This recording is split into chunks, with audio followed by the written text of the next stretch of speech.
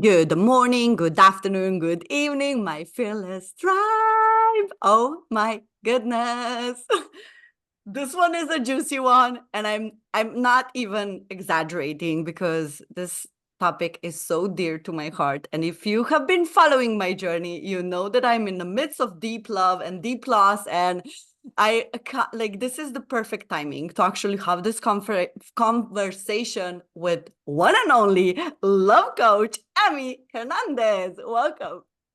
Hello, hello. I'm so excited to be here. Thank you so much for having me on your show. And you are right.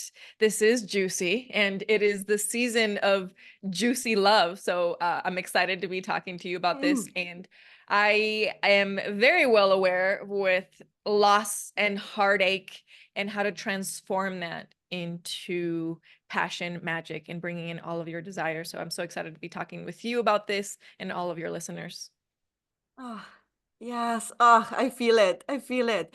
So much fun. And I really want to go straight into it. So, Amy, tell me, like we know, and sometimes it feels like, everyone has their own story, why they started with the mission.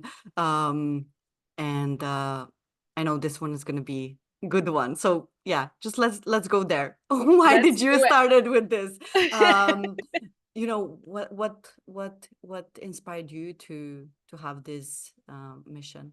Yes. I'm going to say something that's super cliche, but in my world this was absolutely true.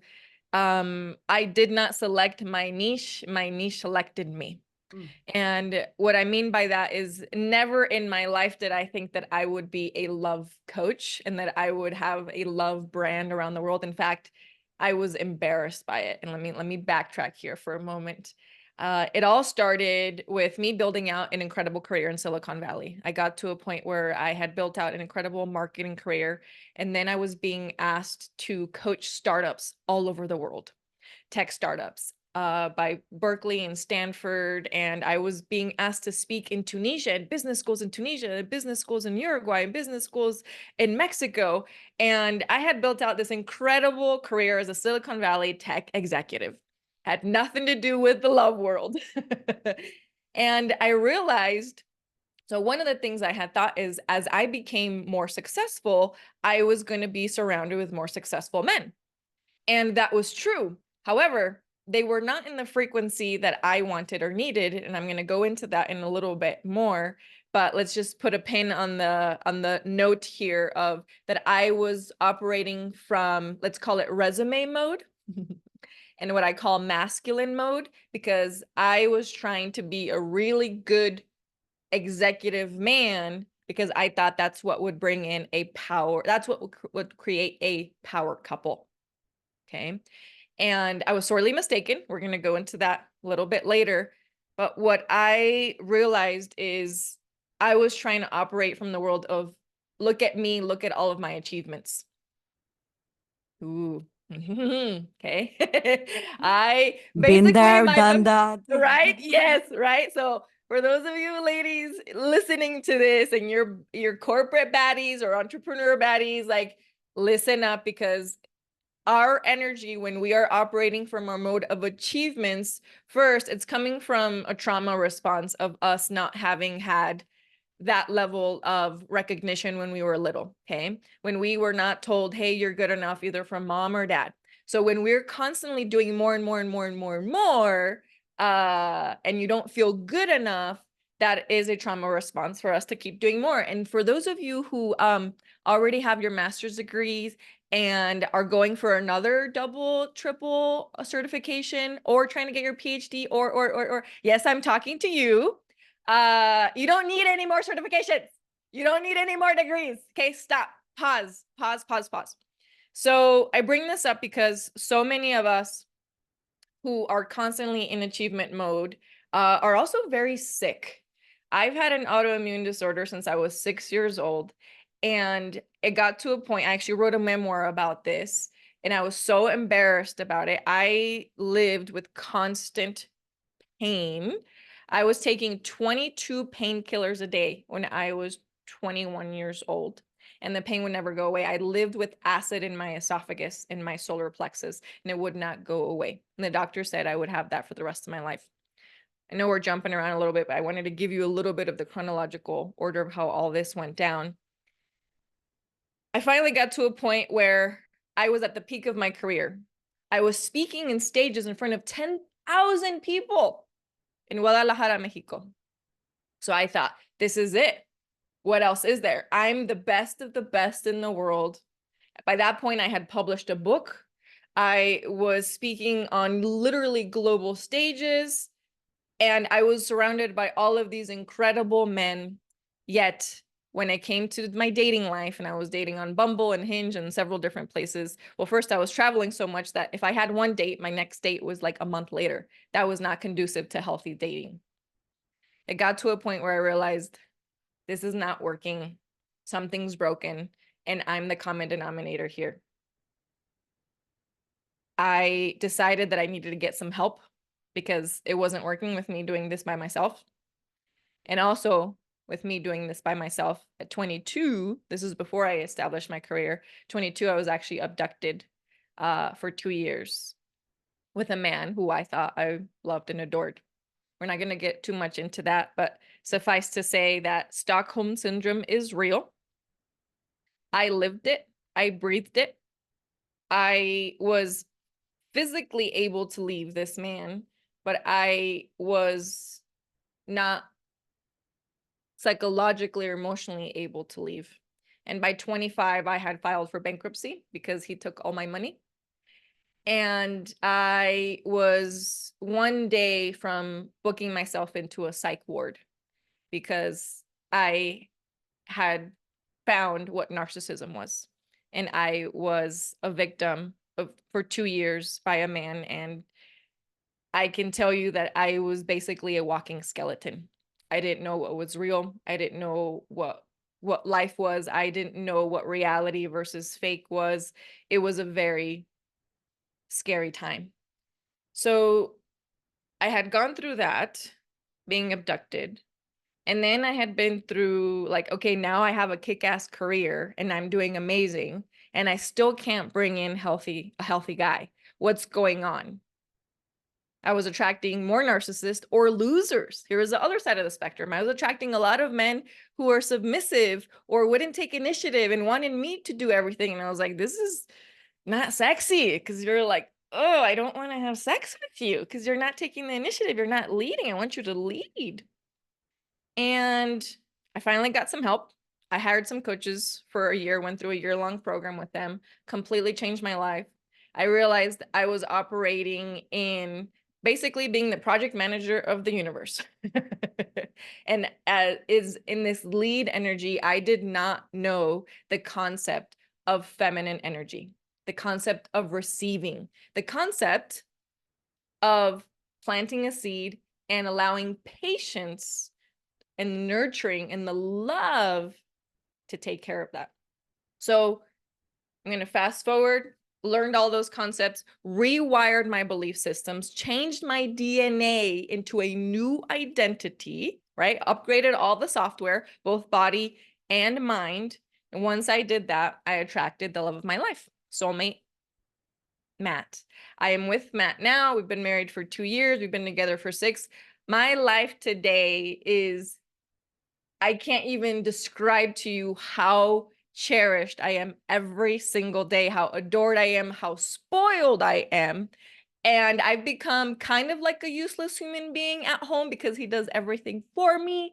And it's freaking amazing. I am a spoiled brat and I love it. And he still comes to see me speak on stages, and he's the #1 supporter and the #1 sexy man who's like, he loves seeing me on stage. So you can have all of that, but there needs to be a switch within us to recognize that I'm not doing this from a place of accomplishments. I'm doing this because I'm worthy and deserving, because I'm alive. And once I met Matt, once I announced the engagement, I started getting floods of DMs.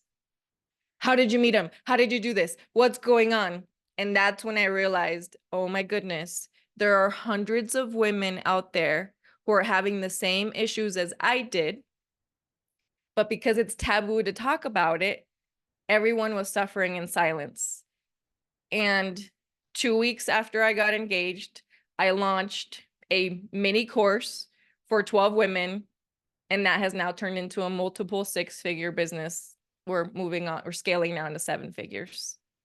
Wow. Where do I even, like, there's so many questions, but I just want to, just honor you for, and seeing you for the journey you gone through, and now, like, really there is a purpose in pain, and really using that so beautifully to inspire, encourage, and support other women to find and attract their soulmate.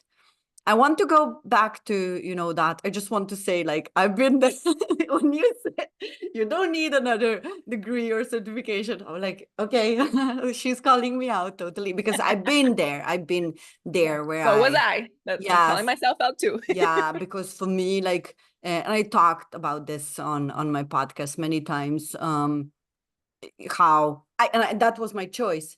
By no means I was not in a narcissistic relationship. I just found myself in a relationship that was very codependent, where I took care of everything, and I was basically the man and the woman and the mom and the dad, but it was because I didn't know better, because like you said, it was that inner child that was so hurt, like, the trauma response was, I don't want to get abandoned, I'm gonna take care of everything because no one's gonna leave me.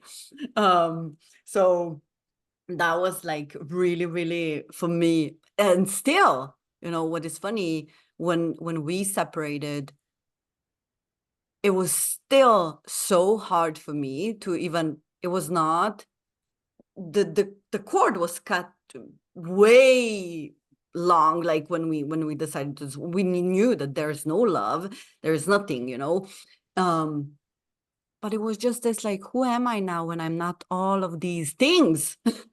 Yes. Right, like, I'm not a wife anymore, I'm not like a slave anymore, I'm not like, I don't provide. I was so lost, my identity in my identity, that was just like, oh, I went on a journey of deep healing. Um, and yeah, so I totally, I just know that this is such an important work that you do for women, because everyone deserves to, not to just be loved or to love someone, but to be loved, to be an embodiment of love. And yeah, it's so exciting. So I want to go into this, before we start, with the juiciness and how actually to attract your soulmate. Tell us what actually is soulmate for women who are still, I know that my women listening to this, or even men, know what that is, but how do you define the soulmate? Yes, I love this. I love this because we can all have our own definition of soulmate, right? And I will give you mine. Does it have to be what everyone takes on? No, it is very, everyone can have their own definition. For me, it's a very grounded definition of what soulmate means now, in this day and age, in modern love. For me, a soulmate means an equal partner in life. Okay. And what I mean by that is that you do life together as independent, free agents. I am autonomous, and so is my husband. I am free, and so is my husband. And we did not do the normal vows. We did not get married in a church because we didn't want to follow the vows of the church. I am not submissive to him. He is not submissive to me. We are also not two becoming one. We are independent beings, each of us creating and coming together to enhance each other's mission on the planet. We do not have the same mission on the planet. So for me, it's a very grounded sort of word that is what it means to be free and independent in this day and age, which is what one of the biggest things that I help my independent, amazing, like high vibe ladies do is I need to rewire them into recognizing that healthy love equals independence. Many of my ladies unconsciously block love, block relationships because they fear losing the independence and everything they worked so hard for. So that's the grounded definition. I add the spiritual side to it. The spiritual side for me is when you meet your soulmate, and this was very much true for myself and all my clients who meet their person, is you will remember each other's soul. Okay. So beyond the grounded definition of you are equal partners in life is the definition and the recognition of you feel like you've had multiple lifetimes together before. My husband, before we met, had deja vu. I do not get deja vu. He had deja vu, he said 3 times total before we met. The week we met, he had deja vu 15 times. And he would keep telling me, he's like, this is super weird. He's like, we already did this. We already did this. We already did this. Okay. So that was a sort of, and he is not by any means like a guy who does yoga and spiritual. He has never been on a spiritual retreat. He does not do yoga. He does not meditate. Okay. So this is not a man who has gone down the path of personal development. You would say like, he's super like spiritual. He's spiritual with me, but this is just allowing God and the universe to send those messages. So that's a little bit of a convoluted soulmate response, but for me, that's what it means. And also very important is that in soulmate love, there's no suffering, very clear, okay, in the relationship. And when hurt happens, it is on accident and unintentional, and it is resolved quickly. So this idea of being in a relationship, this is where a lot of people will talk about twin flames quickly. A lot of people who think they're in twin flames relationships are actually in very toxic relationships. This idea of that you have to challenge each other consistently, that's a lie. That's a myth. In soulmate love relationship, you do not challenge your partner and they don't challenge you. You inspire each other. You grow together. But this idea of challenge, don't we have enough challenges in life as it is? Why would you want to push each other to do something? Inspiring is very different. I'll pause there for now. I love what you said, and I think for all people who are listening, because we talk about spirituality so much here, that I think it's so important to just emphasize you don't need to be spiritually awakened to meet your soulmate.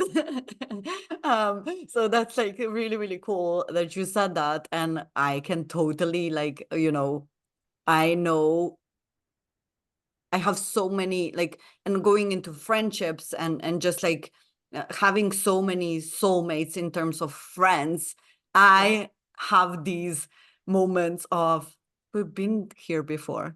So many moments, like it's just so crazy. And yes, it is how you said it so beautifully. We get to inspire each other and support each other, and it's every like little maybe trigger happens so unintentional. It's never about I'm gonna challenge you. So that's so important to actually because I know that a lot of my friends are going through that discovery of, oh, is it the one? Is it the soulmate? Is it a twin flame? So it's like we get so much. So I'm so happy that you actually kind of pinpointed what that is. So now focusing on women and our ladies who are listening to this. So what would you say it's like you mentioned some of your hurdles, but when you talk about your clients, what is one of the biggest challenges that or kind of limiting beliefs that they have around meeting their soulmate? What do they actually believe around soulmates and they're like having that equal partnership? Yes. So there are a few of the major ones, right? So first of all, this is very important. For anytime you go to a conference or anytime you work on this and somebody tells you write down your limiting beliefs, and this is my personal opinion on this because of the work that I've done, okay? It is a good start, but by default, a limiting belief is unconscious. So you actually you are completely unaware of it. So if for whatever reason you've worked on a limiting belief with any coach, which I do this as well with NLP, and something comes up later, don't beat yourself up, okay? Be compassionate with yourself, especially if you think, I already worked on this. Here's why. True limiting beliefs are completely unconscious and you're unaware of them. So there's no way that you can actually write them down. Okay. This is why I do something called recodes with my clients where we upgrade the DNA. I can actually go into the DNA helix, pull out what no longer serves them, and implement and create and command the new belief system. Okay. Some of the major ones that we address are men are unsafe. Okay. This is cognitive dissonance. I have not met a woman, I have yet to, maybe one day we'll get to this on the planet, who has not had some sort of dangerous encounter with a man. Whether it was their own family members. I was molested when I was 4 years old by a family member, and I had to live with this predator for a decade.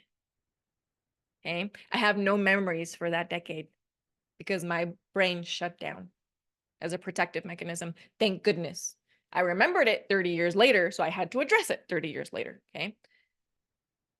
A lot of that comes from a lot of religious trauma as well, and recognizing a lot of things that happened to us when we were little girls. When we grow up, we think somehow we're dirty or unworthy.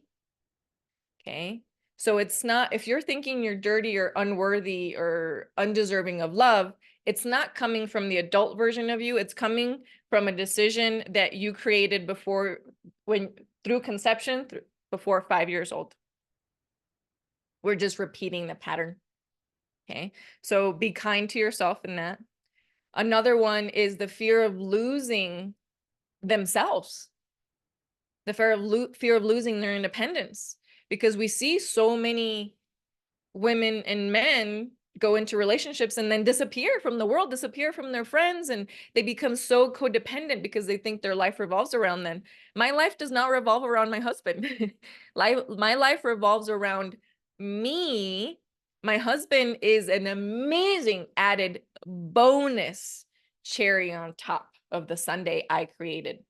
Because here's what's very important. My husband cannot make me happy. I'm going to repeat that.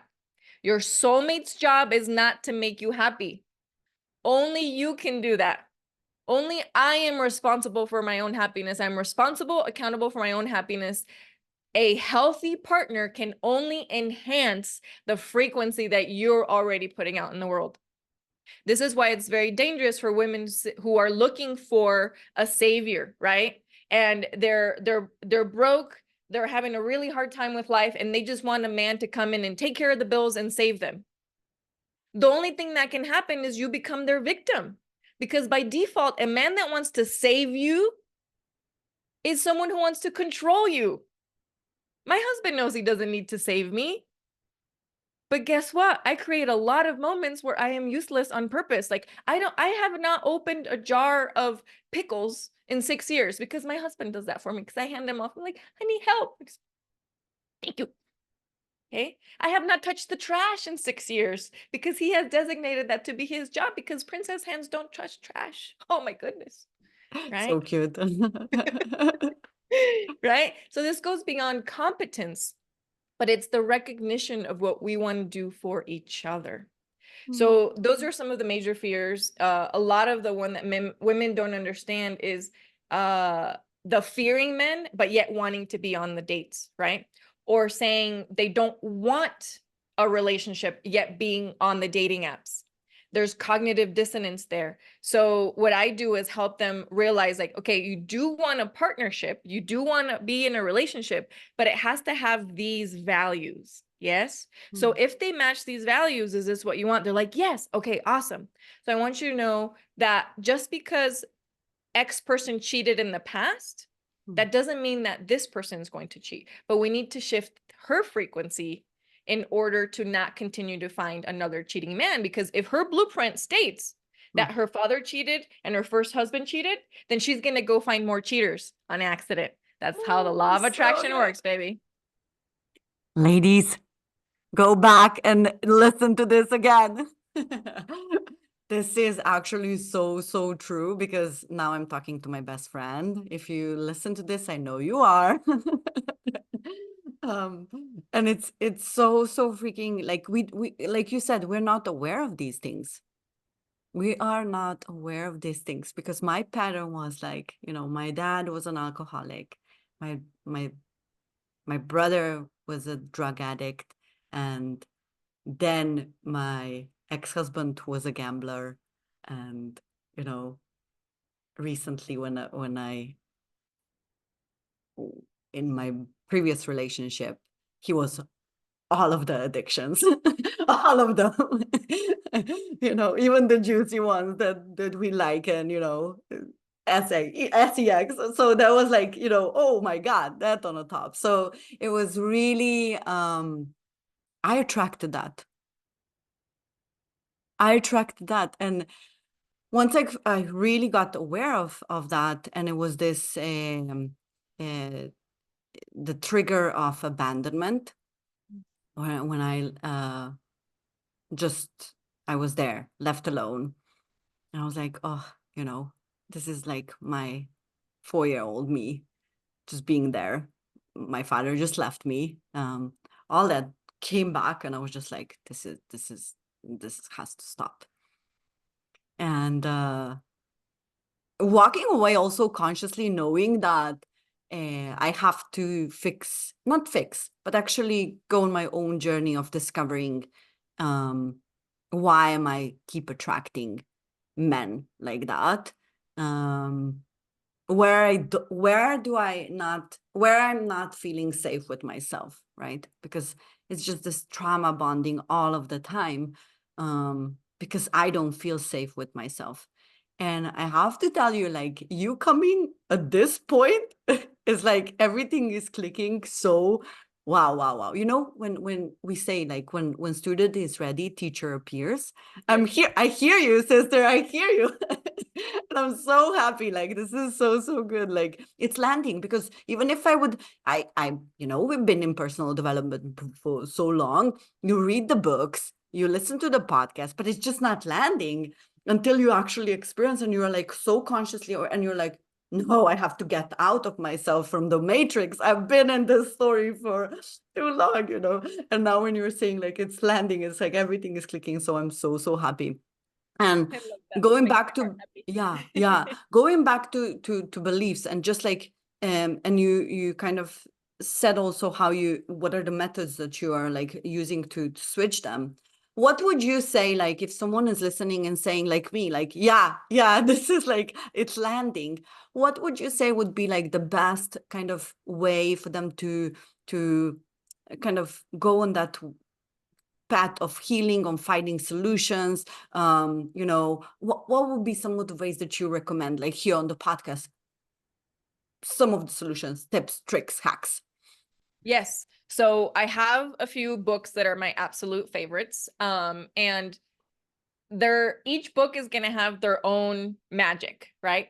I have yet to find the book, which means the universe is telling me I have to write it, that encompasses all of the elements. And what I mean by that is that there's mindset work, right? There's healing work, like energetic work, upgrading your DNA. And then there's skill set work. A lot of people skip this part. What do I mean by that? Just like we learn to read and write and do math, it's a skill set to communicate with another human being. We're not born with that skill set. We need to learn it.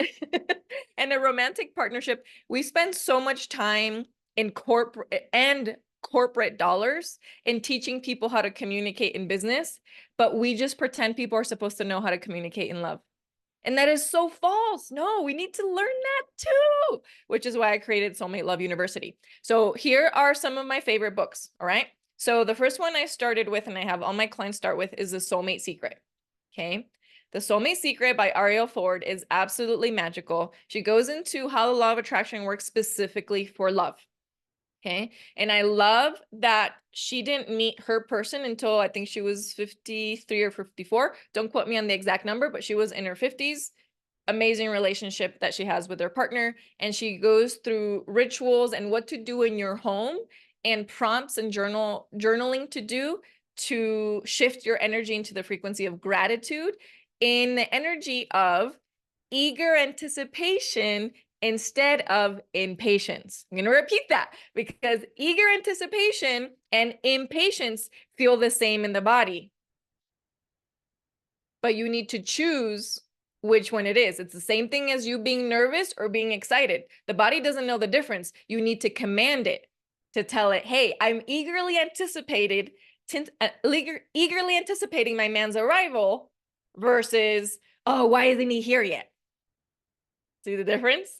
Right? So you can be excited about one before someone comes along. I really love this because, you know, in law attraction, we know that trust is so important. And what you're saying is like, when you're impatient, you basically don't trust that this is already done. When you're eagerly anticipating, it's like, yeah, it's done. I know it. I feel it. So it's like, it's so, so good that you put it like this. Oh, I love this. This is so much fun. I'm so glad you like it. Because it's so important, because the energy of impatience will actually repel your desires. So you're pushing them away and making them take longer to receive when you're just you go about your day with the excitement of today's the day I meet my soulmate, and every day you wake up with today's the day I meet my soulmate. It changes the energy and how you operate and the love you pour out into the world, not just for your soulmate, but for the male person, for the cashier, for everyone in the world. When you operate from the form of everything I desire is here and it's coming to me at the perfect time, it doesn't matter. Because I always tell my clients, no matter what, you're still going to have a first date with your soulmate. I didn't know the day that I went on my first date with my person that he was the one, like right before the date. I didn't know that, but I still had to have a first date. You didn't tell us if you met him on the dating app. I think that's I did. Yes. We met on Bumble. There's another thing that the ladies have, like, Emmy, I want to meet someone organically, not on a dating app. Honey, baby, get with the times. If you really do not believe in the dating apps, stop using Google. Right? We have to use technology. Because we think, oh, I want to meet how my mom and dad met or how my grandma met. Honey, baby, they didn't have choices. Our ancestors were property. They were a means of exchange. Don't dismiss the opportunities and the blessings that the universe has given you. This is so much fun. The technology from 50 years ago was the newspaper. Do you know that people put out classified ads to meet each other? Okay, it wasn't that long ago that people were using Craigslist in the US. So thank goodness that there's an app now that actually keeps us safer, by the way, because you do not have to put out your personal private contact information. You can keep it within a specific way. This is why a huge part of my training is called enlightened dating. Okay, there's an entire way of dating correctly. 99% of the women's profiles I see are there completely wrong, because they're either trying to attract sexually or they're repelling by putting out their non-negotiables in their profile instead of attracting with gratitude. Oh, so good. So Okay. good. Don't put out your non-negotiables. Write your non-negotiables in your journal, but don't put them out there because it makes you sound kind of mean and bitchy. You say, don't swipe right if, don't swipe if, like, no, stop doing the don't. Okay. If you're familiar with the law of attraction, every time you say don't, it's the universe works in absolutes. So when you say don't, I don't want a cheater, you're attracting cheaters. What you want to say is, I want a loyal man. That's sounds like the same, sounds like a technicality. It's not. The energy about it is very different. So good. All of the above. I have 2 more books that I want to give your audience. This goes into more of the strategy session of how to actually communicate, because the male and female brain do not operate the same way. And by the way, I am an ally of the LGBTQ community. Okay, so I'm not saying that it has to be this way. If you happen to be male and female who are looking for partnership, these are the books. And even if you are not in a heterosexual relationship, they're important because you're going to understand how your brain works and your partner's brain works. Okay, so Alison Armstrong is the author. There are two books that I recommend. They're both on Audible. One is The Amazing Development of Men. Okay. This is a must read for every single one of my clients. They are not allowed to continue the course until they read this book. And the other one is Understanding Women. Okay, also by Alison Armstrong. One of them is just audio and not a book. She's got tons and tons and tons of audio courses. Those are the two main ones that help you understand how to properly communicate and how to, as strong masculine women bringing in feminine energy, how to not emasculate your partner. This is very important. Emasculation destroys a lot of relationships, and it creates this level of disrespect. And it's very easy for women who have been in corporate and who are leaders in their world to accidentally emasculate their partners. I see this happen all the time. I actually see executive women and CEOs tell their audiences that they need to delegate to their spouse. I completely disagree. You delegate to your team, okay? You can delegate all you want to the people that work for you. Never, ever, ever delegate to a spouse. You can have conversations with your spouse about who's being the lead on life things and home things, but delegating, how dare you? No, so good. So good. I love this so much because that's so, so, so important. So, because, you know, that's like, yeah, this is so good. I'm glad you like it. Yes, and that just the emasculation part, Alison talks a lot about that, but this is something that I work a lot on with my clients to reverse all of the things that we learned. I'm going to call it from the Hillary Clinton era. All right, the pantsuit nation of us. We were trying to compete to be better men than men. Men are always going to be better men than we are. I'm trying to figure out how to be the best woman I can be. I'm not trying to grow a penis. I don't want one. I'm very happy with my vulva and my vagina and my reproductive organs. I do not want a penis. They seem like they get in the way. So good. I'm very happy that my husband has one and we use it to operate however we like, right? So the only way that we can be the best version of ourselves is for us to know that we are enough exactly the way we are and how we feel about ourselves, as opposed to trying to be something better, having a better resume in order to attract a better man. And this is very important. High value, healthy men do not care about your resume. Let me repeat that. High value, healthy men do not care about your resume. That doesn't mean that they're looking for a submissive partner. Not at all. They're trying to see, can you be playful? Can you laugh at yourself? Can you go out and play mini golf? Can you go out and do these fun little activities and not have to keep score? Any man or woman keeps score on a date, red flag, peace out. Ah, so good. I love that. Oh my God. You know, that's why I think, you know, one of my dates on Tinder, that's why I just don't like Tinder. Just Tinder's actually one of the apps that I tell my clients to not get on. Oh my God. The good ones. You can do whatever you want, but yeah. One asked me on the first date to pay for a drink. The second one wanted to kick my ass in the pool. Oh my goodness. So ladies, I have plenty of bad Tinder stories. So yeah. No. But yeah, that is so, so, so cool. Like, I love that you said that, you know, that's such a important perspective. Like, no, don't keep a score. No. Yeah.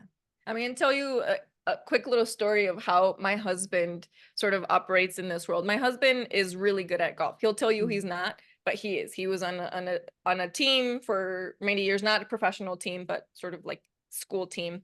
And in comparison to us in our skill level, I'm like at -5 at golf, right? And he is, let's give him a 10, right? And the first time we went out together, he was so impressed. He's like, honey, you're really good at this. He's like, you hit it straight. You hit the ball straight. And I said, is that not normal? He's like, no, most people splice it to the left or to the right. And I'm like, okay, well, I'm just doing my thing. Honestly, I just went golfing because I wanted to drive the little golf cart, and I'm really, really bad at driving those, but I have so much fun. So he made sure that I drove the golf cart the entire time, and we just had so much fun. I was chasing geese. It was amazing.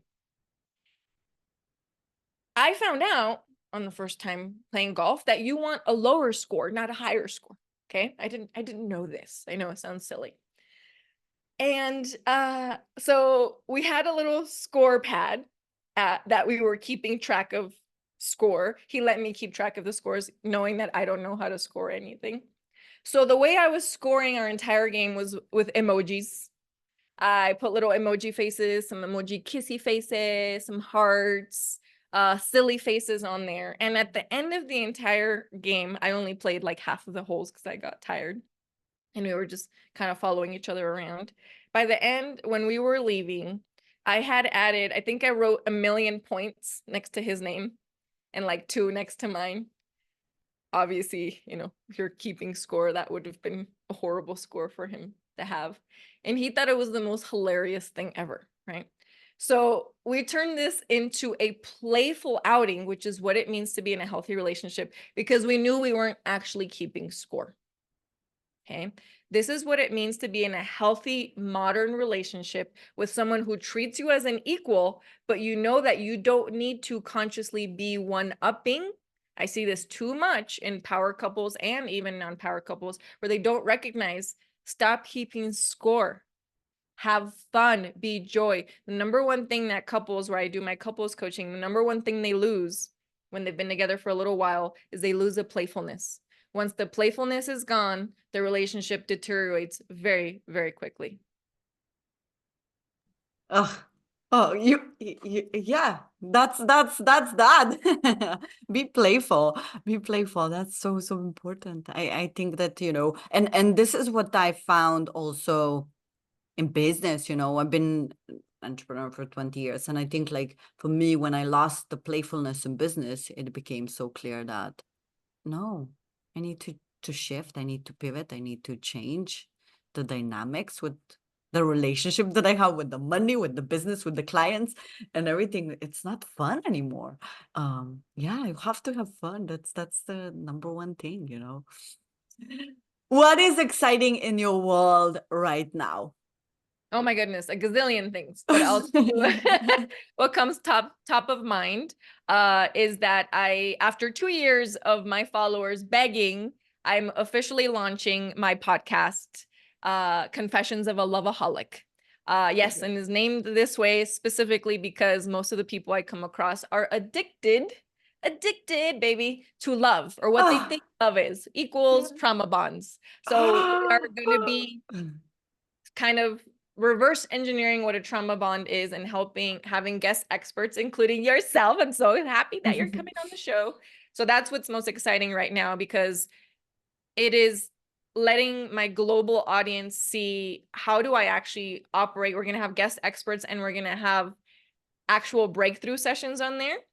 So people who I don't know, have never met, are going to come on, and we're going to have an intimate yet global intervention. My interventions are intense. Okay. Anyone who's ever met me, they come through a session, they walk away kind of like, your brain will be so jumbled because I rearranged the furniture up here. And we also changed your DNA, and your body will take about 30 days to upgrade. It will feel like a flu. It will feel like you got COVID, but we need to kill off the cells of your identity that no longer serve you. So that's going to be a blast. Oh, good. I'm so excited. And, you know, yeah, I'm so excited. You also mentioned during our chat, our conversation, Soulmate University. Tell us what that is. If people are like, you know, I want to know more. I want to work with this woman. I want to get more information. How does actually modern love works in practice? Yes. I love it. So Soulmate Love University is the organization that I created, because I realized we get taught so many things in the corporate life, even in the spiritual realm, the certifications and all these things, but we don't get taught that there's an actual checklist to bring to healthy love. So I created Soulmate Love University, and there are 2 tracks. I help women find their soulmate, and I also help couples bring back the spark. Okay, especially couples who work together. The romance starts to die when you work together because they get so caught up in the masculine energy. So you can find me there's 2 different sites that you can find. One's being loaded at the moment, but Soulmate Love University, find me the contact page on there. I have easy memberships, monthly memberships. You can come, take what you need and leave when you need, as long as you get your result. And I also have VIP packages, women who are like, Emmy, I don't want to dabble in this. Like, I'm ready to find my soulmate now. Like, just rewire everything we need to. Let's fast track the results. And we work together on a weekly basis so that we rewire everything in your life and just transform everything in 12 months. And you can, if you're looking specifically just for membership and you want to just check out some of the newsletter, I launched a new free newsletter that you can join. And that is on howtommeetmysoulmate.com. Ah, Super easy. so amazing. Howtommeetmysoulmate.com. And I hope to see y'all there. And I hope that we can continue our conversations, because this is obviously something we can talk, and I do talk about for 3-4 days at my retreats. So it's never ending, right? I love it. So much fun, because it's like you walk the talk, and that's so it's so amazing. And you guys, or my ladies, if you're ready to really, find your soulmate, we're gonna put all the links in the show notes, and you connect with Amy. We're gonna also put some social media links so you can say hi and give her feedback. What did you like from the episode? Tag both of us on Instagram. And before we wrap it up, I think this is the longest episode, because you guys, you know that I'm sucker for love. But I need to ask you, because I one of my core beliefs is that, and why this podcast started and my brand started, is the fearless is actually the opposite of love. And I think that when people say, like, but you can't be fearless. Yeah, when you operate in a place of love, when you are love, you can't, the fear doesn't exist. And I want to know, what was a moment in your career, in your life, when you felt shit scared, you did it anyway, and now when you look back, it's like, this was the best decision ever? Oh my goodness, so many Yeah, I moments. know. Now I'm trying to think, like, which one was one of the biggest ones. I'll tell you, one of the ones where I actually had an intervention from one of the Tony Robbins coaches, because I kind of refused to do this. Before I met my soulmate, I had this download. I had a download that woke me up at 3 a.m. and told me, you need to write this book. And this was my memoir about my personal story. Ladies, my personal story describes, if anybody out there has ever had any digestive issues, IBS, Crohn's, it's not pretty.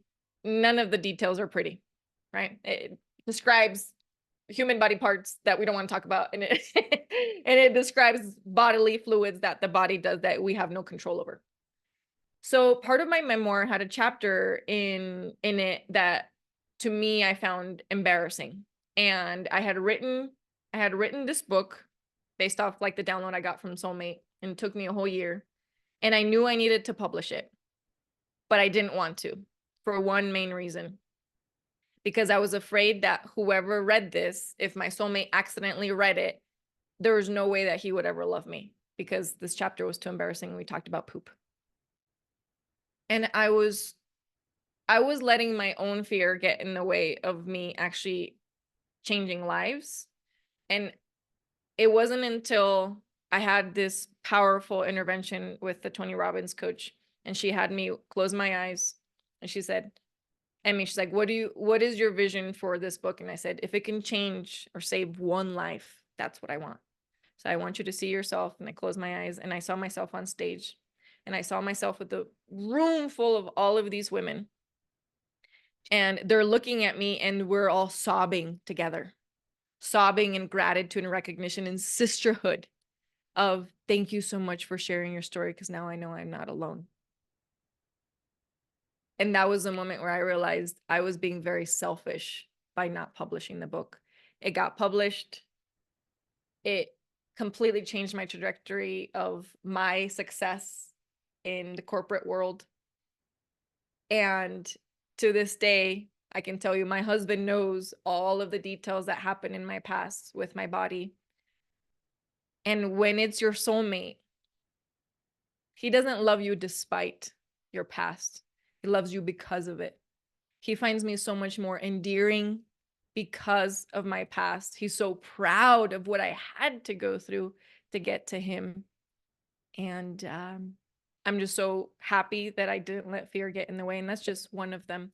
But I did want to share a vulnerable part of the story that not really something I like to bring up, but I'm proud of it now. And yeah, that's where my fear came to success.